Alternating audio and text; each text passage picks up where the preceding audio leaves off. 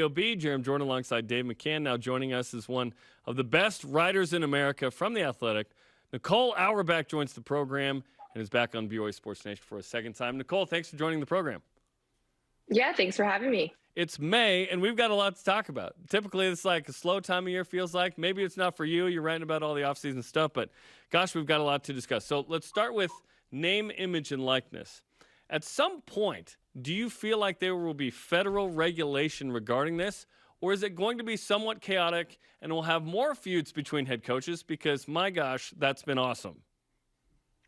Yeah, that was definitely a news cycle I did not anticipate, but the question of federal legislation is an interesting one. I think that there was a lot more pressure this time last year as we were getting closer and closer to that July 1st deadline to get something done from a legislative standpoint. And I think right now we're kind of already existing in the world. Everything is still going. People still watched college sports all fall and winter. So I don't know if the urgency is still there when Congress has so much else that they need to focus on. But then at the same point, you have midterms coming up, and I think that there's different lines of thinking around that. Well, if the Republicans retake, Congress, are they more likely to pass an NIL specific law? Meanwhile, more on the Democratic side, they're more interested in adding more packages around it, right? Like, healthcare guaranteed for the rest of an athlete's career and a number of other areas. So I think that's part of the issue is how narrow, how broad can it be? How important is it for these senators and representatives to do?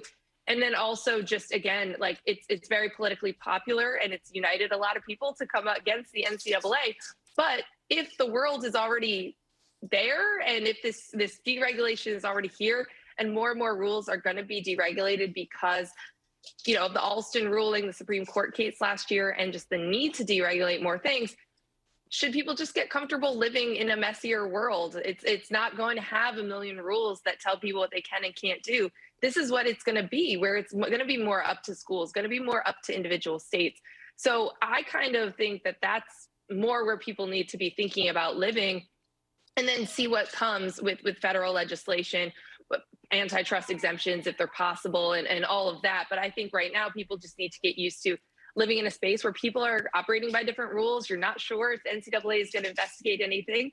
And you're just kind of, in this space where things that you thought were against the rules and horrible for so long are now allowed. And that's why you have coaches arguing and sniping at each other because they want to be seen as doing things the right way. And for so long, they were told that this was something that you can't do. And this is something that, the bad coaches do, the ones who don't do it the right way. So that's part of the process too. I think unwiring people's brains about allowing this to happen and the enterprise to continue onward.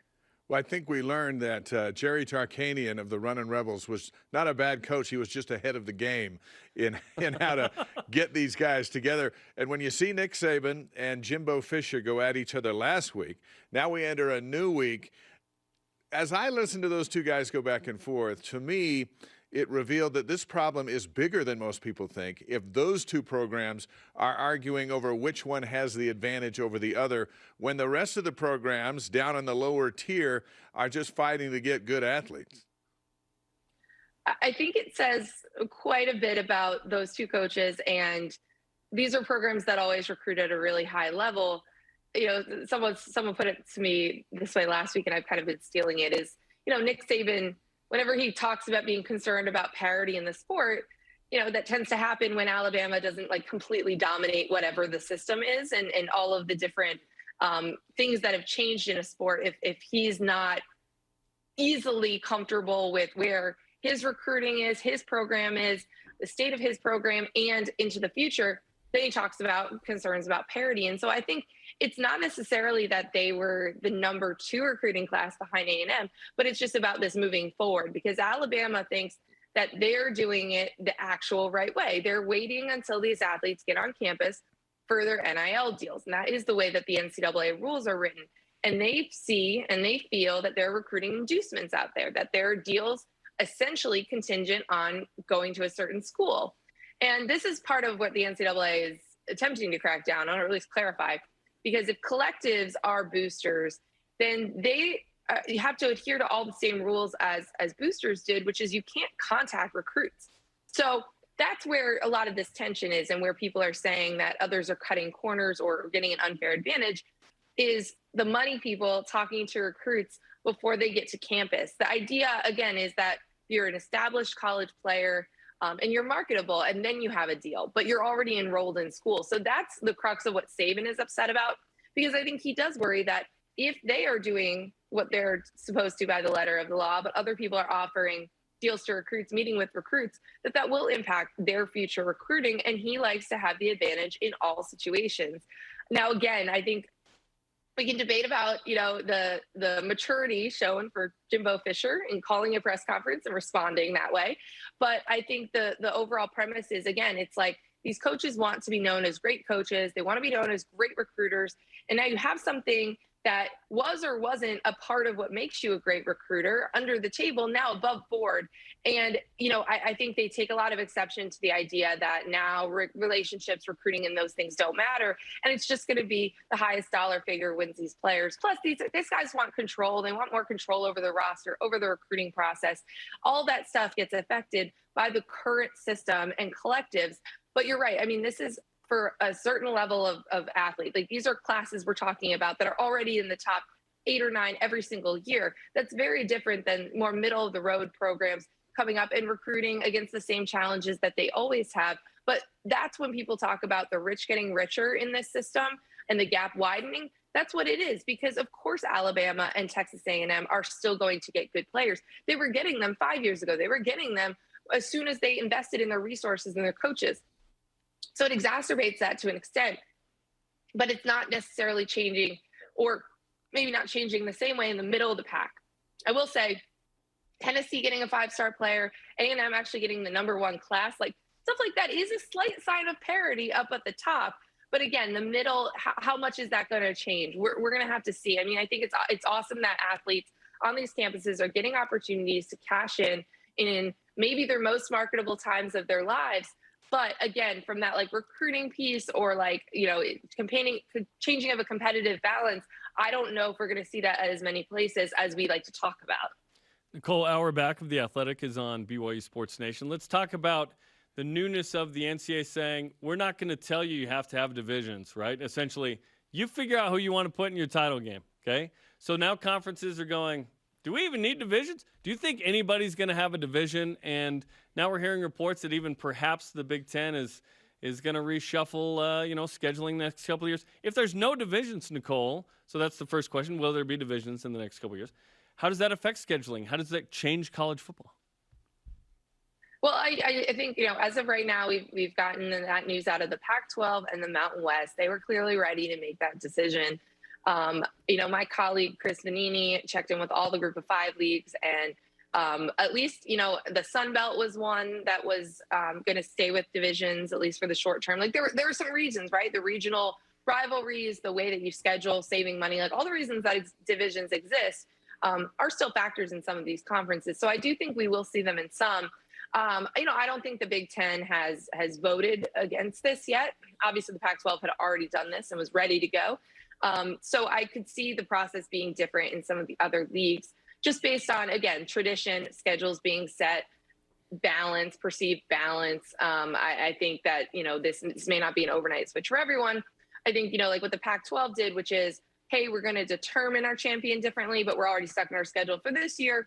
So we're going to go by conference win percentage, even though we don't have the scheduling model that we eventually will, I think is a smart way to do it.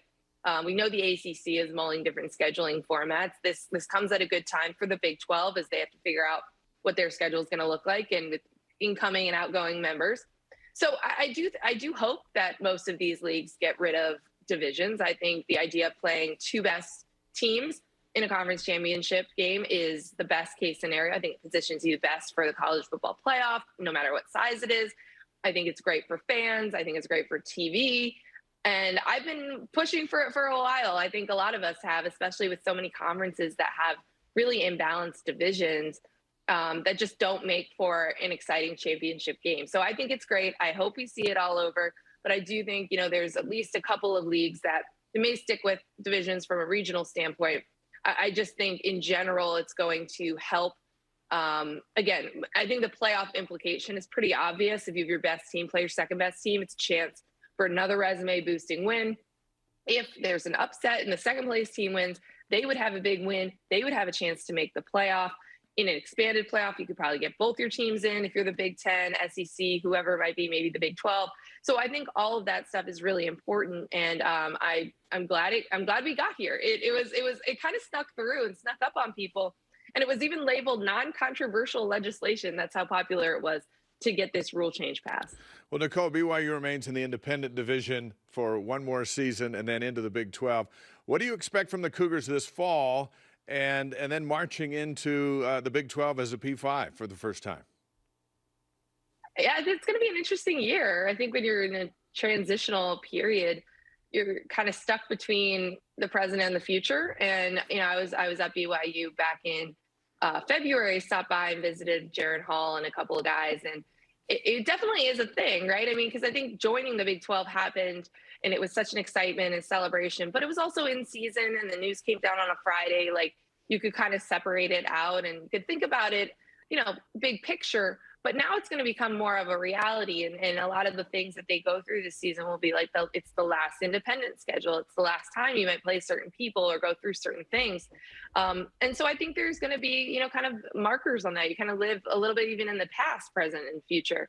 But I think there's a lot of excitement. And certainly with athletic director Tom Holmoe, making sure that the facilities and everything from a competitive standpoint so that they're ready to go day one and compete in all the sports and be ready for there from a football standpoint as well. I think all of that's really important, and it gives you with that light at the end of the tunnel being so close. I think it really adds something there.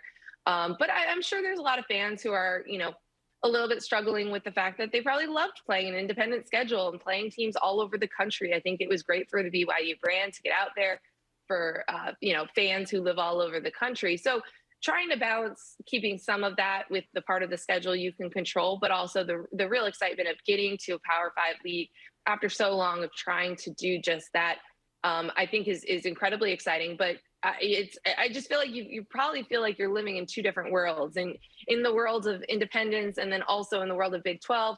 I saw Tom at spring meetings. It was the first time the new members were able to go to the Big 12 meetings in Scottsdale a couple weeks ago. And so a lot of that is starting to become real. But again, I think you're still also trying to honor all that was special about being an independent and not rush through this season and still savor things. But I can imagine that it can be challenging on a day-to-day basis mentally, just thinking about like existing where your feet are, but then also being like, at this time next year, we'll be in the Big 12, we'll be playing this team. It'll just be a totally different process. Independence has been fun, but honestly, we're ready. We're ready for the Big 12. We've been hoping for a P5 for a long time, but this year's schedule is going to be fun with the likes of Baylor and Oregon and Notre Dame and Arkansas and Stanford and Boise State. So it'll be good. Nicole, we appreciate the time. Thanks for your insight, and we'll continue to read your stuff on The Athletic. Absolutely. Thanks for having me, guys. Nicole Auerbach on BYU Sports Nation. Great insight into what's going on. Hey.